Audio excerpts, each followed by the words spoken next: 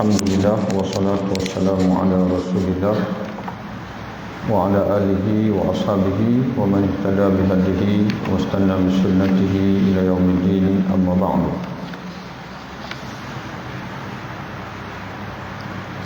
Ayat surah Al-Furqan ayat 63 merupakan ayat-ayat ibadur rahman, ayat-ayat di mana Allah Subhanahu wa taala menceritakan berkenaan dengan hamba-hamba Allah, hamba-hamba Tuhan yang Maha Rahman. Ini merupakan sambungan daripada ayat-ayat yang kita baca sebelum ini, yang menyentuh tentang Allah Subhanahu wa taala dan beberapa sifat dan beberapa nama Allah Subhanahu wa taala yang kita baca sebelum ini. Khususnya ada menyebutkan di antara nama Allah iaitu Al-Hayy. Dalam ayat 58 Allah Subhanahu wa taala menyebutkan, a'udzubillahi minasyaitonir rajim, bismillahirrahmanirrahim, wa tawakkal 'alal hayyil ladzi la yamut. Dan bertawakkallah kamu kepada zat yang maha hidup, yang tidak akan mati. Wasabbih bihamdih, dan bertasbihlah dengan memujinya. Wa kafa bihi bidunubi ibadihi khabira. Kemudian Allah Ta'ala menyebut juga bahwasanya dialah yang menciptakan segala langit dan juga bumi dalam 6 masa. Kemudian Allah juga menyebutkan selepas itu perintah sujud, usjudu lirrahman, wa idza qila lahum usjudu lirrahman. Allah juga menyebutkan namanya Ar-Rahman, dan diikuti Allah Ta'ala menyebutkan dialah yang maha berkah, tabarakalladzi ja'ala fis sama'i burujan. Dan Allah menyebut juga wa huwa alladzi ja'ala al-laila wan nahara khilfatan, dan dialah juga yang menjadikan malam dan siang bersilih ganti, liman arada an yadhakkara aw arada syukura, bagi sesiapa yang ingin mengingatinya ataupun ingin mengambil pengajaran untuk mengenal Allah dan juga mengenal keesaan Allah, dan juga untuk mengenal tanda-tanda kekuasaan Allah Subhanahu wa taala, atau arada syukura, dan juga orang-orang yang ingin bersyukur kepada Allah. Kemudian Allah Ta'ala menyebutkan dalam ayat yang kita akan baca pada malam ini, yaitu ayat-ayat yang menceritakan sifat-sifat ataupun ciri-ciri hamba-hamba Allah, hamba-hamba Tuhan yang Maha Rahman. Wa ibadur rahman, dan ibadu jamak kepada abdun, ibad jamak kepada abdun. Wa ibadur rahman, dan hamba-hamba Tuhan yang Maha Ar-Rahman, yaitu Allah, hamba-hamba Allah. Kata ulama dalam tafsir yang kita baca pada malam ini, iaitu Safatut Tafasir Al-Syekh Ali As-Sabuni, Syekh Muhammad Ali As-Sabuni. Kata dia, apa makna ibadur rahman? Ai al-ibad alladhi yuhibbuhumullah, yaitu hamba-hamba yang dikasihi oleh Allah Tuhan yang Maha Rahman. Itu makna ibadur rahman. Ibadur rahman iaitu hamba-hamba yang dikasihi oleh Tuhan yang Maha Rahman. Alladzina yamshuna 'alal ardi hauna, iaitulah orang-orang yang mereka berjalan di atas muka bumi haunan. Haunan kata dia, iaitu yamshuna fil ardi, yamshuna al ardi fi linin wa sakinatin wa waqarin, yang berjalan di atas muka bumi ini dalam lemah lembut, wa sakinatin, jalan dalam keadaan tenang, wa waqarin,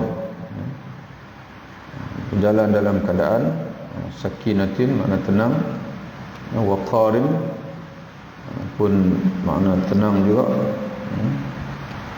La yadribuna bi aqdamihim, mereka tidak yadribu asal maknanya pukul, tidak mukul dengan tapak-tapak kaki mereka. Tapi kita tak pernah lah orang Melayu kata pukul dengan tapak kaki, mana tidak membentak, tidak membentak dengan tapak kaki. Asyaran wala batran wala yatabakhtaruna fi masyiatihim, mereka tidak sombong, tidak berjalan dengan sombong. Itu yang pertama. Dalam tafsir Pimpinan Ar-Rahman, dia terjemahkan haunan dengan sopan santun, berjalan dengan sopan santun. Tapi dalam tafsir yang kita baca ini, Syekh Muhammad Ali As-Sabuni rahimahullah, dia tafsir yang tiga. Haunan kata iaitu berjalan fi linin, dalam keadaan yang lemah lembut. Lembut maknanya dia, yang dia sebut tadilah, mana tidak membentak-bentak, tidak membentak-bentak, dan juga jalan dalam keadaan sakinatin, dalam keadaan tenang. Wa idza khatabahumul jahiluna qalu salama, dan apabila mereka disapa, khataba ni makna bercakaplah, mukhatabah.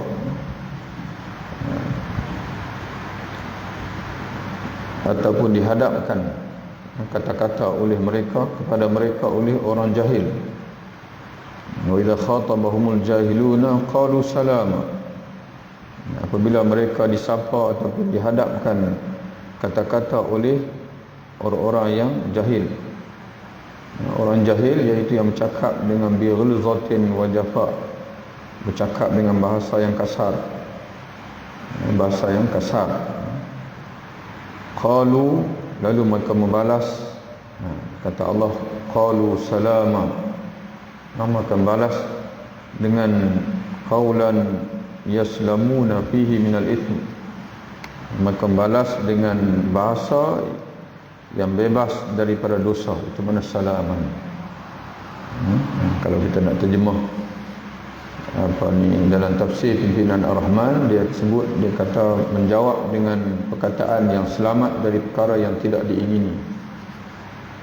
Jadi tuan-tuan sekalian, kita boleh faham di sini, kalau dari segi nak ikut perasaan, Allah Ta'ala sendiri pun sebut yang menyapa kita tu, yang menyapa mereka, yang menghadap kata-kata kepada mereka itu adalah orang jahil dengan ucapan yang kasar.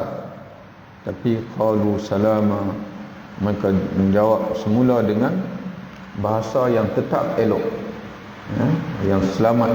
Kata pengarang kitab kita ini, yang selamat daripada dosa. Jadi sebab itu tuan-tuan sekalian, kita boleh faham di sini bahawasanya kalau orang lain buat dosa atau buat salah, kita tetap kena buat benda betul. Itu orang Islam. Kalau nak kira, nak balas tuan-tuan sekalian, dia yang mula dulu. Kita begitu. Itu biar budak-budak cukup lah. Kalau kita di kampung budak-budak dulu, bila bergaduh tuan-tuan sekalian, dia begitulah. Dia yang mula dulu, bukan saya salah. Tapi Allah Ta'ala kata, ibadur Rahman, hamba-hamba Allah, Tuhan yang diradai oleh Allah, Tuhan yang Maha Rahman ini, idza wa idza khatabahumul jahiluna qalu salama walladzina yabituna li rabbihim sujada wa qiyama, dan orang-orang yang mereka bersungguh-sungguh beribadah pada malam hari kepada Tuhan mereka, sujadan wa qiyama, dalam keadaan sujud dan juga berdiri. sujudan wa qiyam.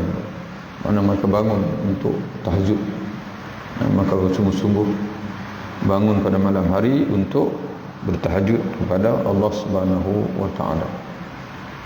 Dalam kitab ini kata Syekh Muhammad Ali As-Sabuni, ay yuhyuna al-laila bis-salati, mereka menghidupkan malam dengan sembahyang, sajidina lillahi, dengan bersujud kepada Allah, atau qaimina, ataupun berdiri.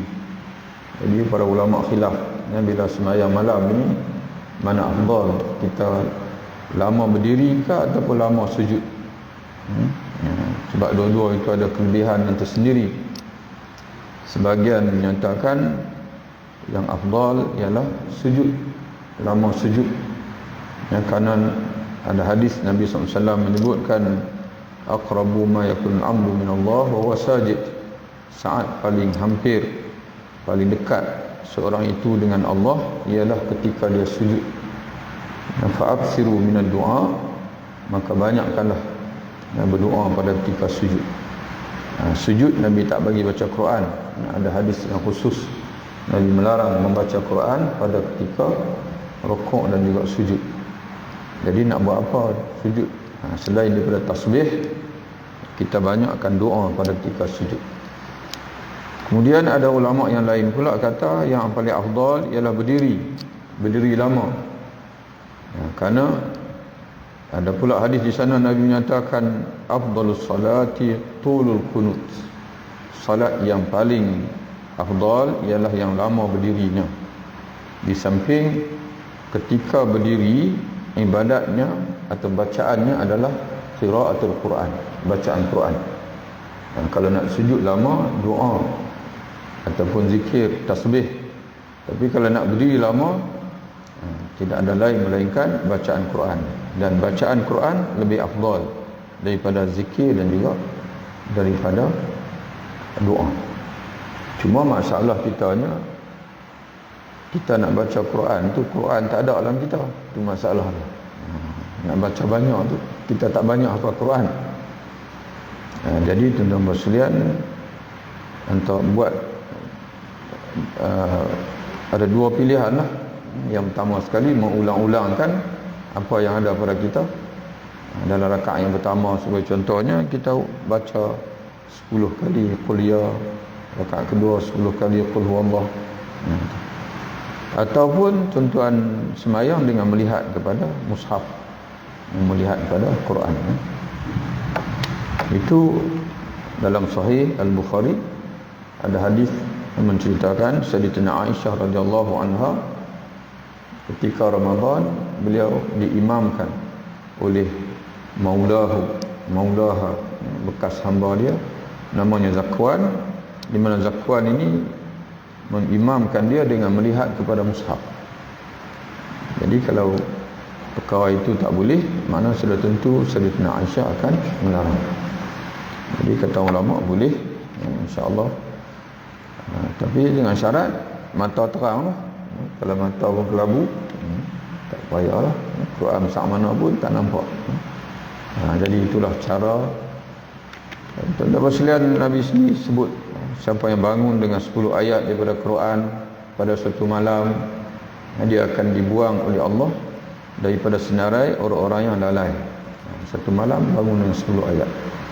Siapa yang bangun dengan 100 ayat daripada Al-Quran, Allah akan menulisnya dari kalangan Al-Qanitin, orang-orang yang sentiasa bangun beribadah kepada Allah. Barang siapa yang bangun setiap malam dengan 200 ayat, Allah akan tulis dia dari kalangan Al-Faizin, orang-orang yang berjaya. Al-Faizin makna ahli syurga. Kemudian Allah Ta'ala lanjutkan lagi, walladzina yaquluna rabbana, dan orang-orang yang mereka berkata, yakni berdoa, yang berdoa kepada Allah, rabbana, wahai Tuhan kami, isrif anna, palingkanlah kami, jauhkanlah kami, yakni selamatkanlah kami, azab jahannam, daripada azab neraka jahannam. Kata Syekh Ali As-Sabuni, yabtahiluna ilaihi, mereka sentiasa berdoa merintih kepada Allah ayadfa anhum azabha, supaya Allah menjauhkan mereka daripada azab neraka Jahannam. Jadi tuan-tuan sekalian, kalau kita perhati dalam Quran ini, Allah Ta'ala suruh, begitu juga dalam hadis, Allah Ta'ala suruh kita minta syurga dan juga minta bebas daripada neraka ni sama.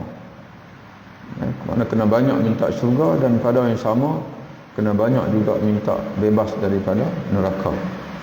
Sama ada tuan-tuan nak baca doa ini, Rabbana srif anna azab jahannam, ataupun ada doa yang kita semua biasa baca, Rabbana atina fid dunya hasanah wa fil akhirati hasanah wa qina azabannar.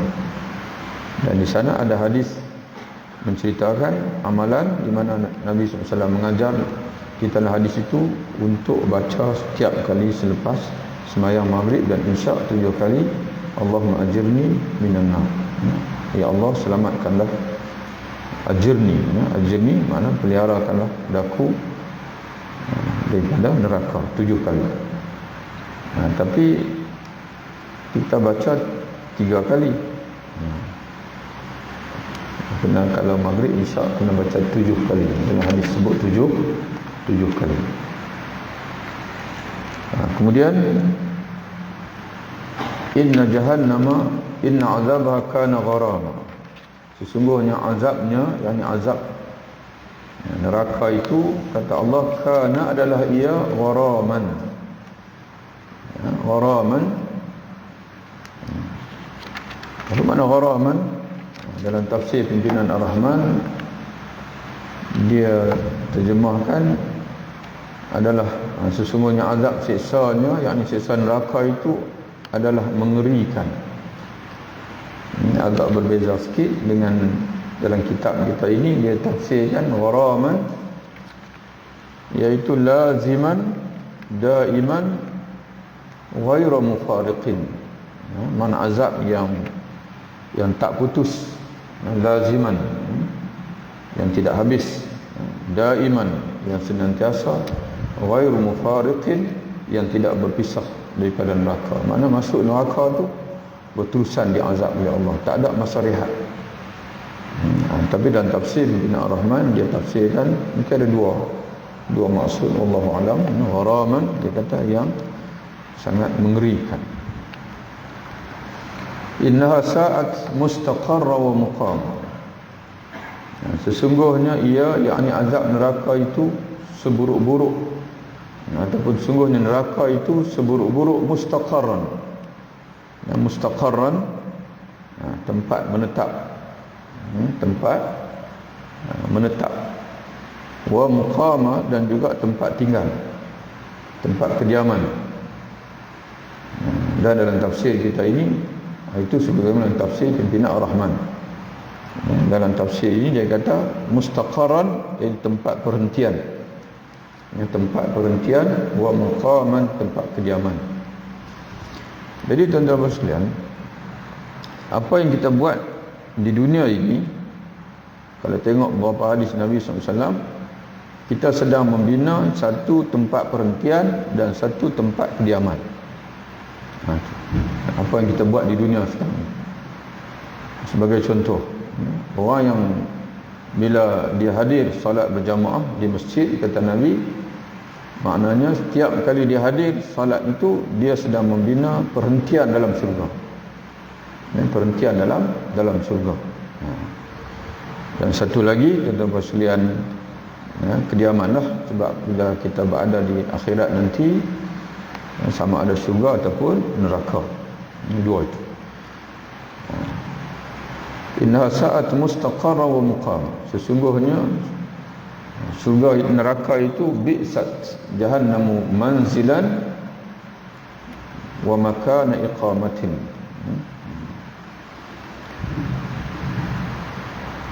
Walladzina idza anfaqu lam yusrifu,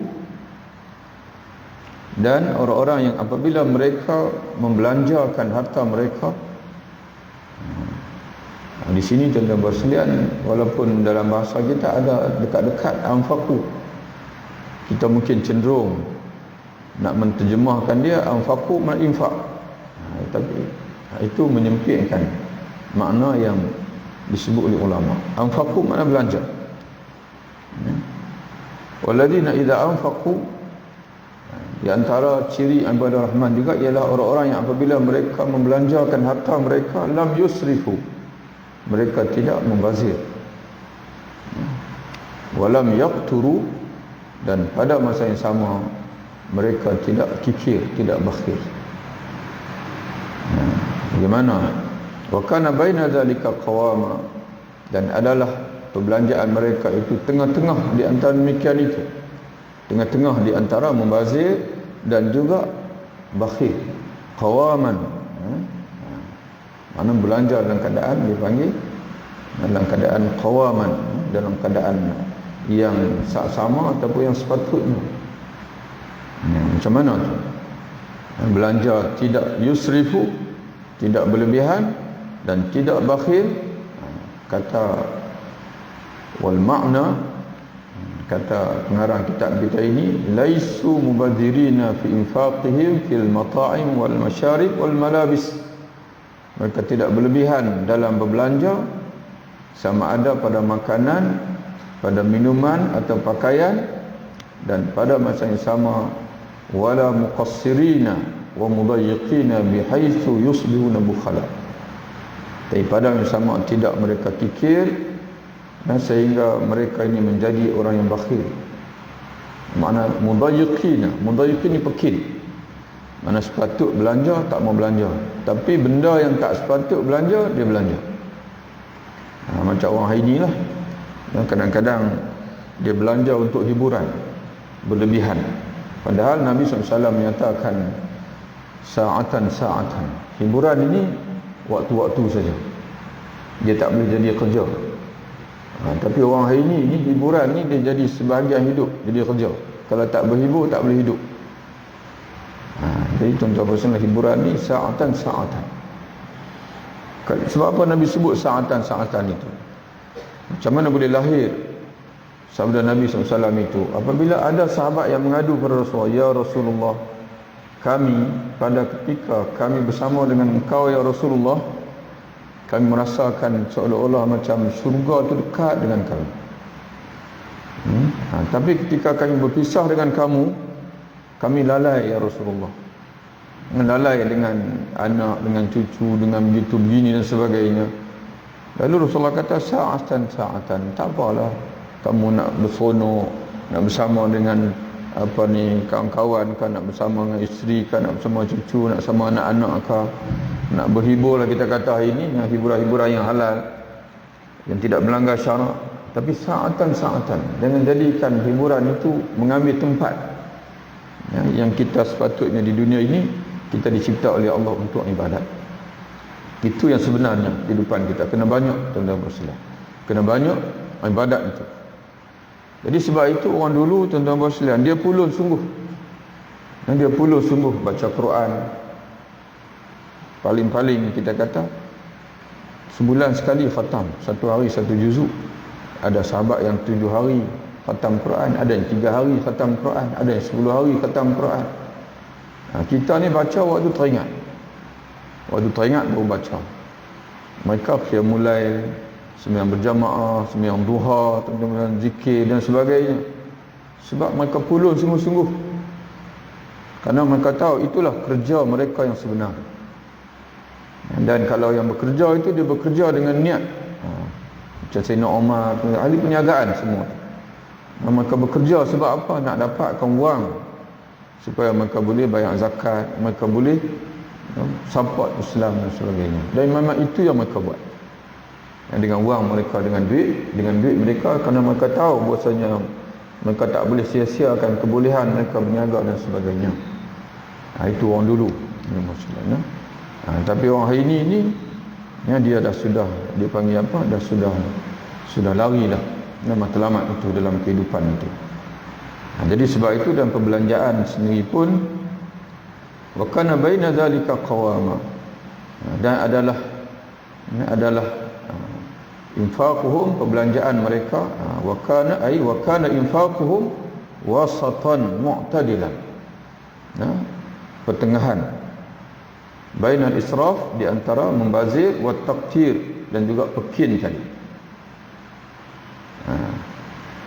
Sebagaimana Allah Ta'ala menyebutkan dalam firman Allah yang lain, wala taj'al yadaka maghlulatan fi 'unuqik, janganlah kamu menjadikan tangan kamu terbelenggu di leher kamu, wala tabsutha, dan yang kamu hulurkannya kullal bast, dengan sehulu-hulurnya. Mana kinayah, jangan kamu jadikan tangan kamu terbelenggu di leher kamu, kinayah kepada orang yang takut nak belanja.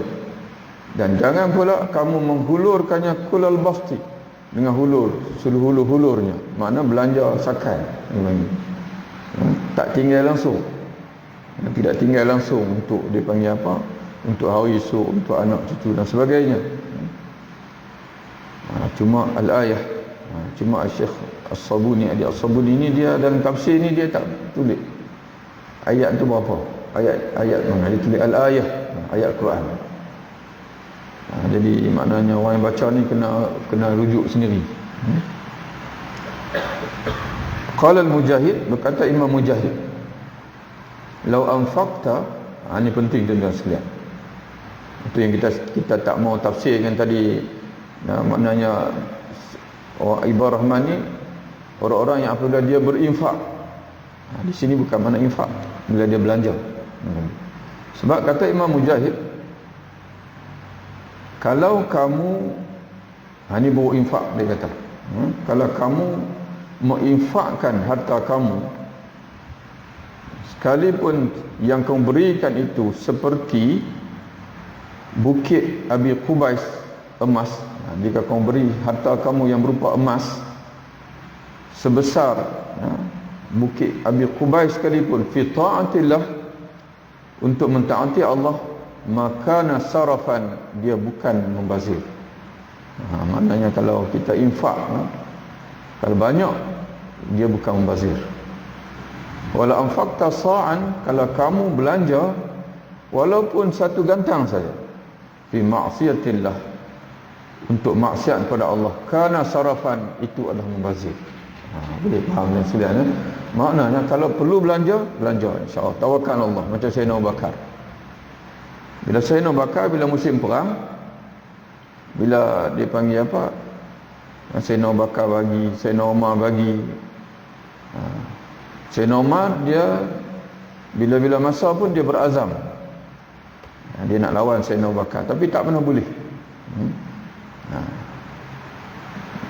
Sehingga kan pada satu ketika tu dia berazam. Dia kata, pada kali ini aku akan tewaskan Sayyidina Abu Bakar. Aku akan bagi separuh daripada harta yang aku ada. Dia ingat kata banyak dah. Banyaklah tuan-tuan sekalian, separuh. Tiba-tiba tuan-tuan sekalian dia dengar. Bila Nabi tanya, Sayyidina Abu Bakar kamu bagi berapa? Sayyidina Abu Bakar kata, aku bagi semua. Harta yang ada padaku untuk sisi ni aku bagi ke semua sekali. Sayyidina Umar baru bagi separuh. Sayyidina Abu Bakar bagi semua. Tapi tuan-tuan sekalian kena ingat satu benda. Sebab tu kita ni bila baca hadis kah, baca sirah kah, kena baca dalam jumlatan, jangan baca terpisah. Kerana di sana ada sahabat yang nak bagi semua, Nabi tolak. Sa'ad bin Abi Waqqas, ketika Nabi ziarah dia jatuh sakit sekira-kira pada andaian dia akan mati. Mana sakit beratlah.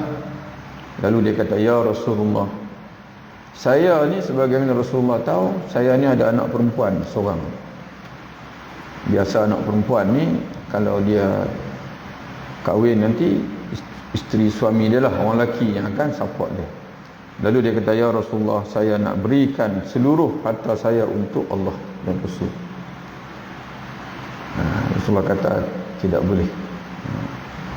Sayyidina Abu Bakar bagi tadi, Rasulullah terima. Sa'ad bin Waqqas, Nabi tak terima.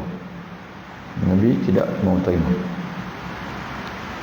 Lalu dia kata, kalau begitu ya Rasulullah, saya nak bagi separuh. Separuh pun aku tidak mau terima, kata Nabi. Kalau begitu ya Rasulullah, saya bagi sepertiga, 1/3 harta saya. Lalu Rasulullah berkata, ya, 1/3, okey, boleh. Lalu Nabi sebut kenapa Nabi tak mau terima. Nabi sebut, Nabi kata, kamu mati dengan meninggalkan waris-waris kamu itu sebagai orang yang kaya, yang beradab, itu lebih baik daripada kamu mati meninggalkan mereka dalam keadaan alatan, dalam keadaan papa kedana, terpaksa minta-minta kepada orang lain. Jadi tuan-tuan sekalian, Sayyidina Abu Bakar bagi tadi ini waktu dia sihat, dan dia boleh ada masa lagi nak cari lain, maka dia tidak mengenai waris-warisnya. Itu dia panggil siasah. Bila kita nak belanja apa-apa, nak bagikan dan sebagainya, kena tengok situasi. Walaupun situasi itu kita kata memerlukan, ada orang datang minta ataupun adalah dipanggil untuk tujuan dakwah dan sebagainya, memerlukan. Kalau tuan-tuan rasa ada sumber lain lagi, tak apa, boleh bagi. InsyaAllah baik, tolong 10,000 ke 20,000 ke dan sebagainya. Tapi kalau tuan-tuan merasakan bahawasanya tak ada sumber lain, kena ingat sama, dalam harta kita itu ada hak keluarga. Ada hak keluarga, mana kena imbang lah, kena imbang di antara semua hak. Fa'ti kulli dhi haqqin haqqahu. Dalam hadis lain Nabi menyatakan, berilah kepada setiap yang berhak itu akan hak dia. Sebab itu Islam ni dia mementingkan kesaksamaan tu. Dia mementingkan pada kesaksamaan itu. Tidak dipanggil ifrat dan tidak tafrid dia panggil. Tidak ekstrim dan tidak lalai. Tidak ifrat dan tidak tafrid. Tidak berlebihan dan pada masa sama tidak mengabaikan, tidak lalai. Kemudian walladzina la yad'una ma'allahi ilahan akhar. Dan orang-orang yang tidak menyeru ataupun tidak berdoa, tidak beribadah. Kerana perkataan ad-doa dalam bahasa Arab ini boleh memberi makna minta dan boleh memberi makna menyeru, dia panggil. Macam kita sebutlah dakwah. Perkataan yang sama juga, dakwah makna kita mengajak. Doaul masalah, itu makna minta. Doaul ibadah. Dan orang-orang yang mereka, sebab itu dalam Hafizan Ar-Rahman dia terjemah tidak menyembah, wala yad'una ma'allah, dan juga mereka tidak menyembah. Ditafsirkan tidak menyembah bersama dengan Allah Tuhan yang lain. Dalam tafsir ini pula pun sama, la ya'buduna ma'allahu ilahan akhar. Sebaliknya mereka mentauhidkan Allah. Wala yaqtuluna an-nafsa allati harama Allah illa bil haqq. Wala yaqtuluna an-nafsa allati harama Allah illa bil haqq. Dan tidak mereka membunuh. Wala yaqtuluna nafsa, tidak membunuh nyawa, tidak membunuh jiwa orang lain yang haram, yang diharamkan oleh Allah, illa bil haqqi, melainkan dengan alasan yang benar yang diharuskan oleh syarak. Contoh macam qisas dalam peperangan, boleh. Tapi saya saja tidak. Sebab itu tuan-tuan sekalian, bila kita di akhirat nanti, satu hadis kita jumpa Nabi kata perkara yang pertama akan dihisap sembahyang. Tapi ada hadis lain Nabi sebut perkara yang pertama yang akan dihisap ialah darah, nyawa. Lalu ulama dia pandang dua-dua ini, kita ni akan dihisap di akhirat nanti dua hak. Hak Allah, hak sama-sama makhluk. Hak Allah Ta'ala sembahyang. Itu Allah Ta'ala akan tengok di kalangan hamba-hamba dia, terutama sekali orang Islam. Mula-mula sekali Allah nak tengok ibadat sembahyang. Tapi hak sama-sama itu akan diadili. Ada tak mana-mana orang yang membunuh mana-mana orang yang lain. Itu yang mula-mula akan tengok dulu. Jadi kalaulah kita kata tak ada, alhamdulillah. Itu Ustaz, kalau kita bunuh semut apa semua tu kira macam mana tu? Yang tu tuan-tuan sekalian, kita ni kalau apa sajalah dalam bentuk makhluk Allah Ta'ala ini, kita buat kalau kita perlu. Kita buat kalau kita memerlukan saja. Kalau tidak perlu, tak usah kita ganggu makhluk-makhluk Allah. Biarkan dia hidup. Biar dia hidup. Jangan, walaupun pokok, jangan sambil-sambil berjalan dengan sekalian. Orang kita kata apa, getu daun ni, kan nak buat apa pun saya sonok-sonok. Kita ambil kalau kita nak makan, ataupun kita perlu kerana semak, tuan-tuan sekalian, memang kita perlulah membersihkan lapangan dan sebagainya. ataupun kerana dia merosakkan, sebagai Nabi kata, ada 5 fawasik, ada 5 binatang perosak yang hendaklah kamu bunuh sekalipun kamu berada di tanah haram. Di antara besar ular, tikus, kalajengking, ada sini burung, dipanggil burung apa. Tuan boleh tengok balik lah. Ada 5 Nabi sebut. Al-qalbul aqur. Al-qalbul aqur, anjing. Anjing dipanggil apa? Anjing ganas. Sebab kita kena bunuh. Kalau kita tak bunuh, kita selamat, nanti orang lain tak selamat. Kalau kita selamat, orang lain tidak selamat. Jadi sebab tu kena bunuh. Kemudian wala yaznuna, dan tidak mereka berzina. Wa may yaf'al zalika yalqa asama, dan sesiapa yang melakukan dosa-dosa yang demikian itu, yakni syirik, membunuh dan juga berzina, yalqa asama, maka dia akan mendapat balasan. Asama jamak berismun, dosa. Dia akan bertemu dengan pembalasan atas dosa yang dia lakukan di akhirat. Yudha'af lahu al-'azab yawm al-qiyamati wa yakhlud fihi muhana, di mana akan digandakan untuknya azab pada hari kiamat. Wa yakhlud fihi muhana, dan dia akan kekal di dalam fihi, akan digandakan balasannya. Wa yughallaz, akan di ghalis ni makna akan diberi pembalasan yang keras. Bisabab syirk, dengan sebab syirik, dan juga dengan sebab maksiat-maksiat yang dia lakukan. Wa yukhlad fihi muhana, dia akan kekal di dalam azab itu dalam keadaan muhanan, ay haqiran. Haqiran makna dalam keadaan hina. Jadi sebab itu syurga ni tuan-tuan sekalian, dia lagi tinggi, lagi tinggi darjat, maka lagi atas. Itu syurga. Nabi sebut, dipanggil syurga ni taman. Kalau neraka pula jurang.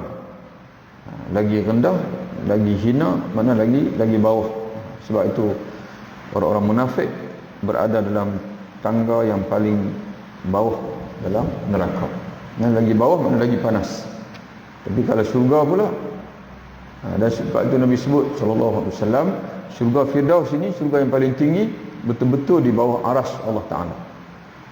Betul-betul di bawah aras Allah Subhanahu wa Ta'ala.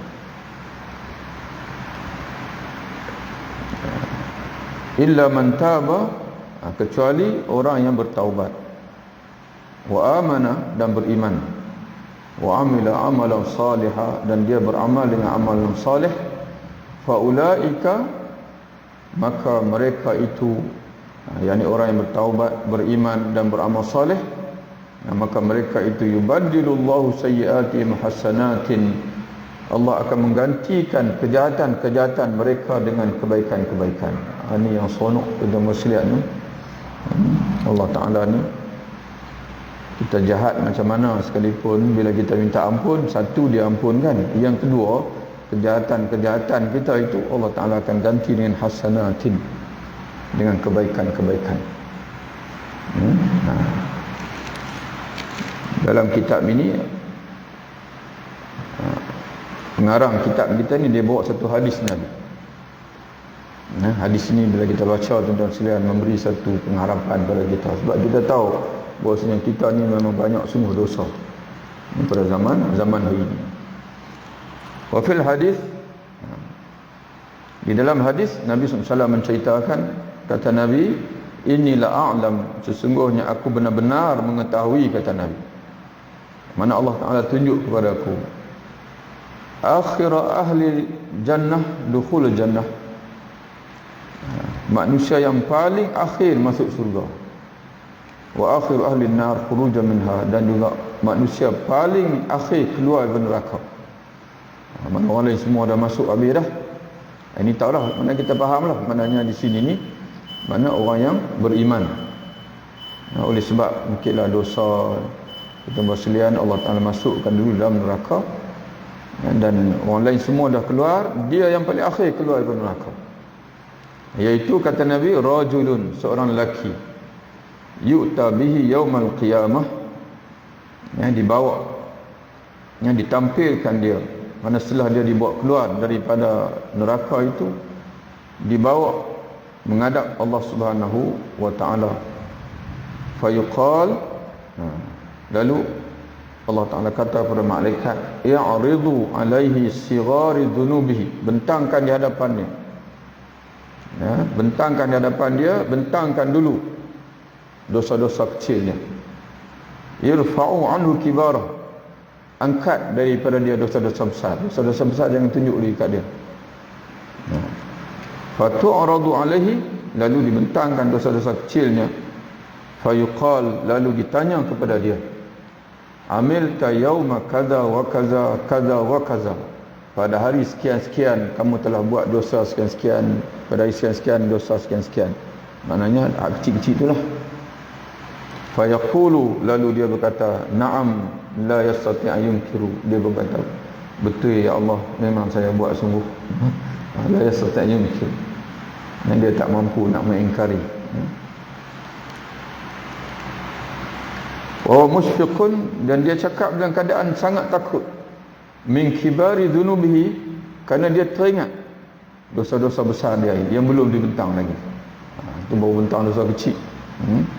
Dia teringat, dia sangat musyfiq, maknanya sangat takut, kerana dia tergambar tu, macam mana lagi nak jawab dosa besar, tak bentang lagi ni baru dosa kecil.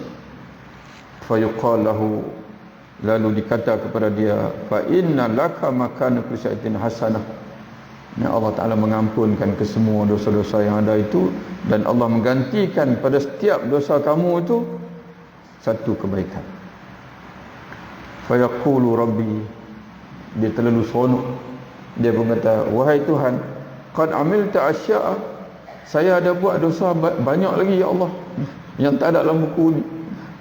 Bukan dia nak orang kata apa, nak candik ke apa, tak. Dia kata kalau dosa kecil, semua dosa diganti dengan kebaikan-kebaikan, maknanya hak dosa-dosa lain yang tak ada pun akan diganti dengan kebaikan-kebaikan lagi. Dia terlalu seronok, dia kata. Fadhahika Rasulullah, Rasulullah pun senyum bila Rasulullah sampai Rasulullah cerita pun tersenyum. Hatta badat nawajizhu, sehingga nampak putih, dipanggil nawajizhu, gigi. Rasulullah dia jarang. Kita aja kalau gelak tu buka mulut selalu hanya nampak habis sampai dalam, gigi sampai dalam. Rasulullah jarang dia gelak, lebih dia senyum. Tapi pada ketika tu dia pun terlalu gembira, maka senyum dia pada ketika itu, ataupun ketawa dia tu, kalau kita nak sebut ketawa lah, sehingga badat nawajizhu. Nawajiz ni ada yang kata gigi geraham, sehingga gigi geraham Nabi itu nampak. Jadi hadis ini kata pentahqiq, akhrajahu Muslim, diriwayatkan Imam Muslim. Jadi tuan-tuan bersekalian, insya-Allah nanti kita sambung lagi minggu depan, kita baca lagi baki Ibadur Rahman, ada 11 semua, kita baru baca separuh. Wallahu a'lam bishawab. Assalamualaikum warahmatullahi wabarakatuh.